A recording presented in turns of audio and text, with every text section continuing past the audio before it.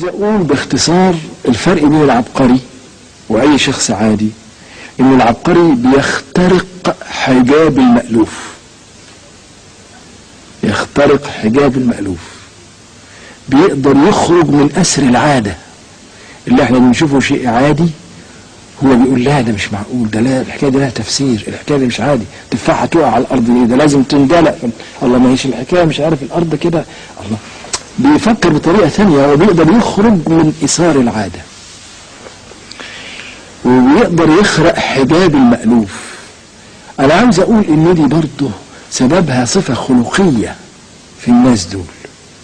هذه الصفه هي ايه؟ الشخص العادي عايش حواليه غواشي والغرة بتاع الحياة العادية اللي هي ايه؟ الاكل والشرب، مشتهيات النفس، حب الفلوس، حب الشهرة، حب السلطة، كل دي انواع من الغرة اللي مكلبش على المخ، مش قادر يطلع ويفكر بخيال مجنح، لانه متاخد في انواع من العلاقات المألوفة والاستعباد المستمر بتاع العادات المألوفة، مش قادر يفكر بطريقة متحررة لانه ما قدرش يخرج من الحاجات دي.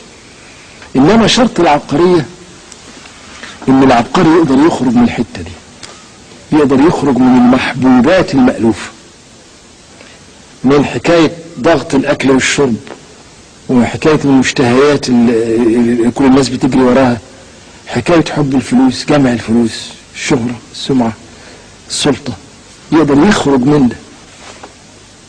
وعشان كده العارفين بالله يقول لك ايه؟ أهم شرط في العارف خرق العوائد، يعني العادات. ويقول لك صفة الإنسان أهم صفة فيه أن يقاوم ما يحب ويتحمل ما يكره، لأن بالشرط ده بيقدر الإنسان يكسر الشرنقة بتاعته. إيه هي الشرنقة؟ هي الحياة الواقعية باللزوجة والغيرة اللي فيها، بالغواشي اللي فيها دي، حكاية الأكل والشرب والشهوات ومش عارف الأطماع وبتاع، والناس عمالة تخبط في بعض، هي دي لازم تطلع من الغيرة ده. هي دي أساس الإنسانية كلها، تقاوم ما تحب وتتحمل ما تكره. يعني دي هي مجرد لمحة،